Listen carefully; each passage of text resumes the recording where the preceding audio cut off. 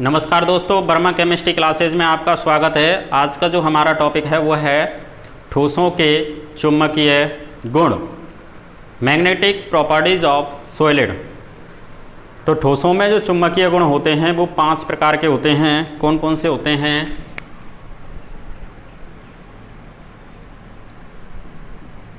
पहले होते हैं अनुचुंबकीय पदार्थ, अनुचुंबकीय ठोस कह दें। दूसरे होते हैं प्रतिचुंबकीय ठोस। तीसरे होते हैं लौह चुंबकीय ठोस। चौथे होते हैं प्रति लौह चुंबकीय ठोस। और 5वें नंबर के होते हैं लघु लौह चुंबकीय ठोस। तो ये 5 प्रकार के ठोस होते हैं। इनको ऊपर इंग्लिश में भी लिख लेंगे क्योंकि इंग्लिश से भी ये पूछे गए हैं आपको। तो अनुचुंबकीय की बात करें तो अनुचुंबकीय में देखिए, इनको कहते हैं अपन इंग्लिश में पैरा मैग्नेटिक सब्सटेंसेस या सॉलिड। इसको बोलते हैं डायामैग्नेटिक,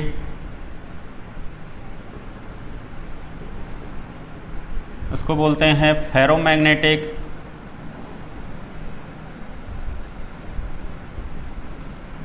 जो सबसे ज़्यादा इम्पोर्टेंट होता है।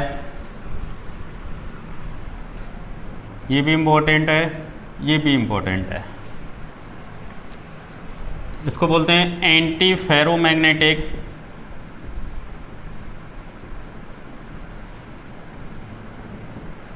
और इसको बोलते हैं फेरी मैग्नेटिक। सॉलिड कह दें या सब्सटेंसेस कह दें। तो इन 5 प्रकारों को देखें अपन।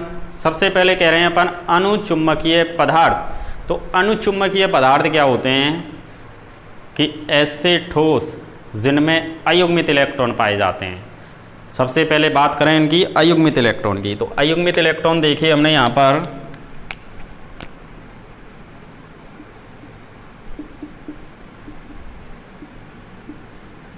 अयुग्मित इलेक्ट्रॉन, अयुग्मित इलेक्ट्रॉन देखें तो अनुचुंबकीय पदार्थों में, पैरामैग्नेटिक पदार्थों में अयुग्मित इलेक्ट्रॉन पाए जाते हैं। जिनमें भी अयुग्मित इलेक्ट्रॉन पाए जाते हैं वो अनुचुंबकीय प्रकृति के होंगे।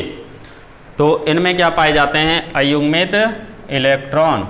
तो हमने कहा कि इनमें अयुग्मित इलेक्ट्रॉन पाए जाते हैं, ये सही का निशान लगा दिया। प्रतिचुंबकीय पदार्थों में अयुग्मित इलेक्ट्रॉन ही नहीं पाए जाते। जबकि बात करें लौह चुंबकीय पदार्थ में अयुग्मित इलेक्ट्रॉन पाए जाएंगे, प्रति लौह चुंबकीय में पाए जाएंगे और लघु लौह चुंबकीय में। अर्थात केवल प्रति चुंबकीय पदार्थों में क्या नहीं पाए जाते? अयुग्मित इलेक्ट्रॉन। और सभी में क्या पाए जाएंगे? अयुग्मित इलेक्ट्रॉन।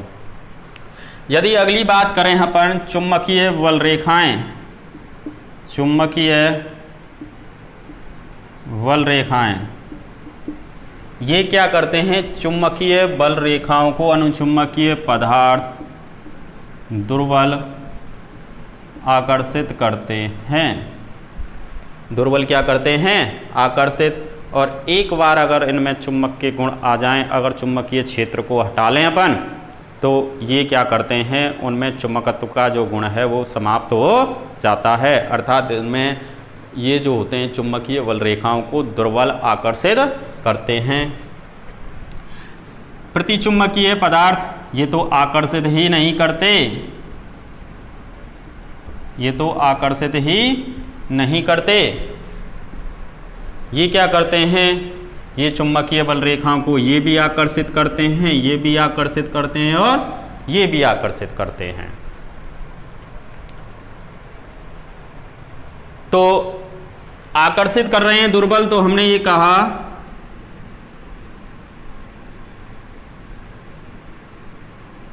ये N और ये एस, ये दो ध्रुव बनाए।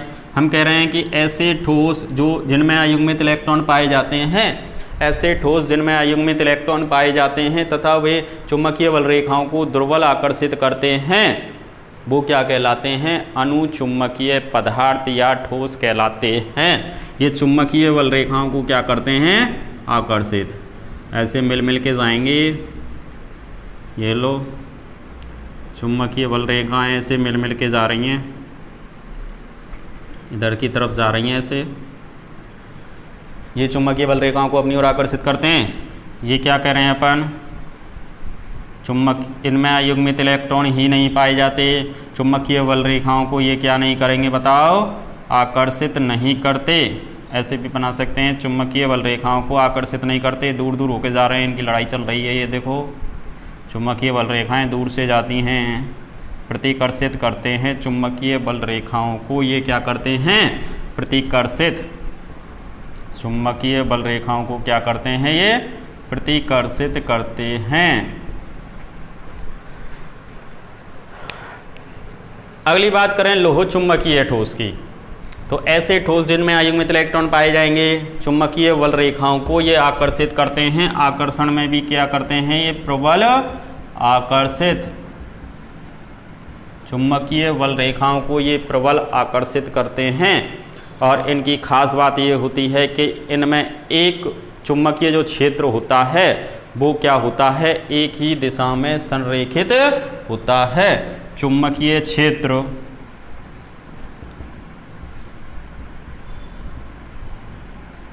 एक ही दिशा में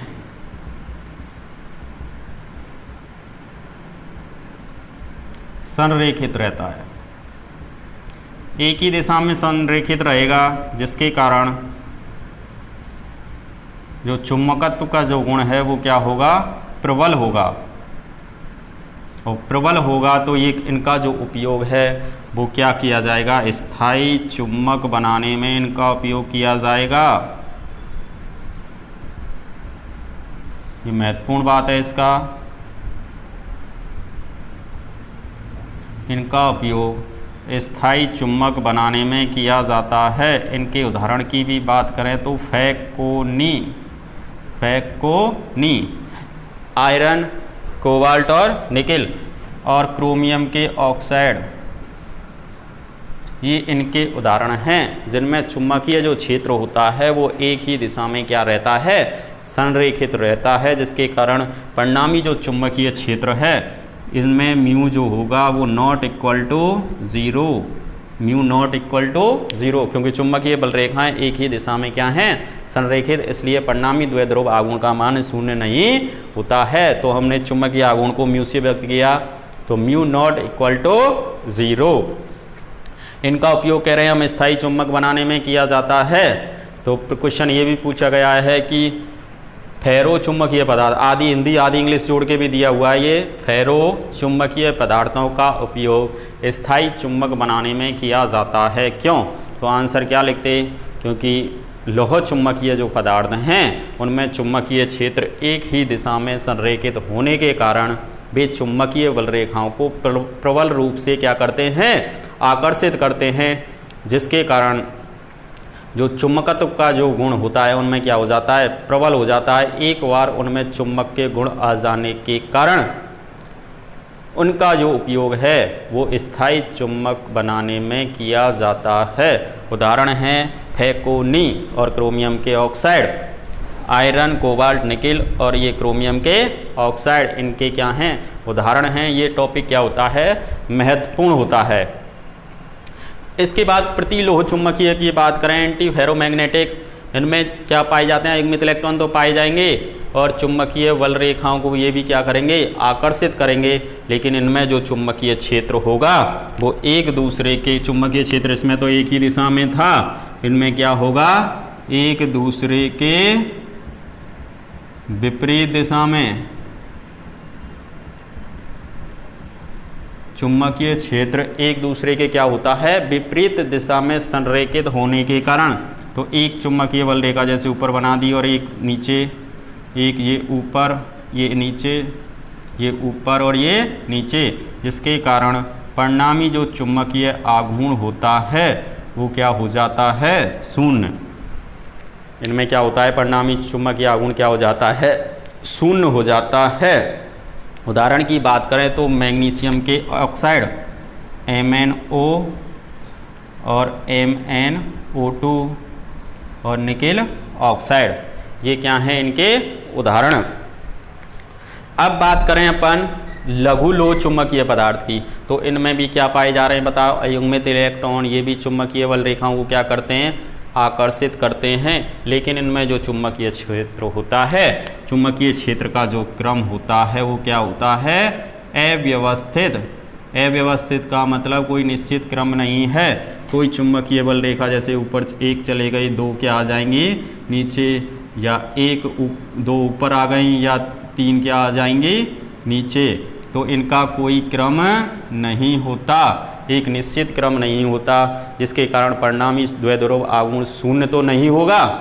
कोई निश्चित क्रम नहीं है, परिणामी द्वैध्रुव आघूर्ण शून्य नहीं होगा। लेकिन अर्थात हम कह देंगे इसमें म्यू नॉट इक्वल टू 0 कुछ पाया जाता है, 0 नहीं होगा, म्यू कुछ पाया जाता है।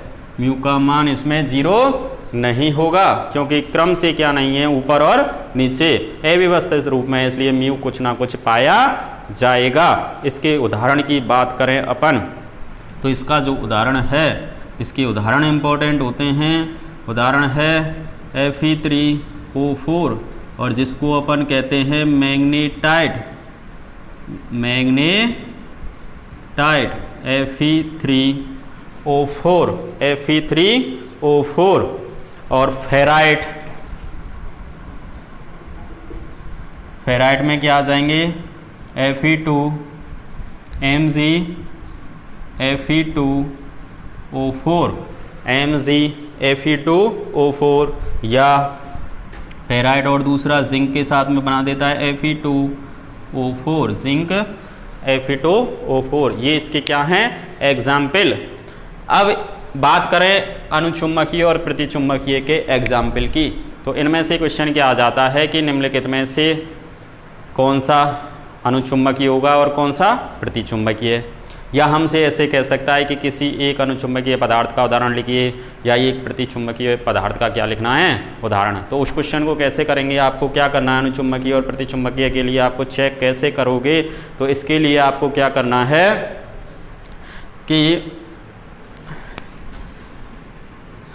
जैसे अनुचुंबकीय की बात करें, उदाहरण देख रहे हैं अपन Fe+2 Ni+2 Cu+2,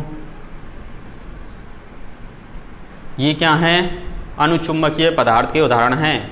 और ऑक्सीजन, अच्छा ये कैसे पता पड़ा हमको कि ये अनुचुंबकीय के हैं, तो इनके लिए एक सीधा तरीका क्या है कि इनमें आप क्या निकाल लोगे, अयुग्मित इलेक्ट्रॉन। और अयुग्मित इलेक्ट्रॉन कैसे निकालोगे आप, जैसे हमको आयरन में निकालना है, Fe में, Fe का इलेक्ट्रॉनिक कन्फिगरेशन लिखते अपन आर्गन, और ये 3d6 और 4s2। तो इसमें देखा हमने, हमको चाहिए Fe+2 का इलेक्ट्रॉनिक कन्फिगरेशन, तो ये आ जाएगा आर्गन 3d6 4s0। डी के कक्षक बनाए हमने, डी में 5 कक्षक होते हैं, 1 2 3 4 5 और ये 6। तो इसमें अयुग्मित इलेक्ट्रॉन की संख्या कितनी आ गई बताओ, 4। तो अयुग्मित इलेक्ट्रॉन इसमें पाए जा रहे हैं, इसका मतलब हम ये किस में रख देंगे, अनुचुंबकीय में। ये जो उदाहरण है आप इन सभी में कैसे चेक कर लोगे कि इनमें अयुग्मित इलेक्ट्रॉन उपस्थित है कि नहीं। यदि अयुग्मित इलेक्ट्रॉन प्रेजेंट हैं तो हम क्या कह देंगे, वो अनुचुंबकीय। यदि आपको अनुचुंबकीय प्रेजेंट नहीं है, यदि आपको अयुग्मित इलेक्ट्रॉन प्रेजेंट नहीं है तो हम कह देंगे वो प्रतिचुंबकीय है। जैसे बात करें इनके उदाहरण की, स्कैंडियम +3 जिंक +2 टाइटेनियम +4। जैसे स्कैंडियम को चेक किया हमने 21, आर्गन ये 3d1 और 4s2। अब जैसे ही हमने क्या किया, 3 इलेक्ट्रॉन निकाले, स्कैंडियम से 3 इलेक्ट्रॉन गए, 2 इसके और 1 इसका, तो ये आर्गन का अक्रिय गैस इलेक्ट्रॉनिक विन्यास प्राप्त हो गया। ये तो और आर्गन का अक्रिय इलेक्ट्रॉनिक विन्यास का मतलब इसमें अयुग्मित इलेक्ट्रॉन प्रेजेंट नहीं है। अब अयुग्मित इलेक्ट्रॉन प्रेजेंट नहीं है तो इसका मतलब इसकी प्रकृति कैसी हो जाएगी, प्रतिचुंबकीय। तो इस प्रकार से हम अयुग्मित इलेक्ट्रॉन चेक करके क्या कर सकते हैं, इनमें अयुग्मित इलेक्ट्रॉन जैसे ही देखेंगे तो हम अनुचुंबकीय और प्रतिचुंबकीय का पता लगा सकते हैं, अपन क्वेश्चन को सॉल्व कर सकते हैं। इनके उदाहरण मैंने लिख ही दिए हैं। इनमें से जो महत्वपूर्ण होता है, जो आपको एग्जाम में आते हैं, वो हैं लोह चुंबकीय, प्रतिलोह चुंबकीय और लघु लोह चुंबकीय। इनकी आपको इंग्लिश भी याद रखनी है क्योंकि ये इंग्लिश से भी आ जाते हैं। धन्यवाद।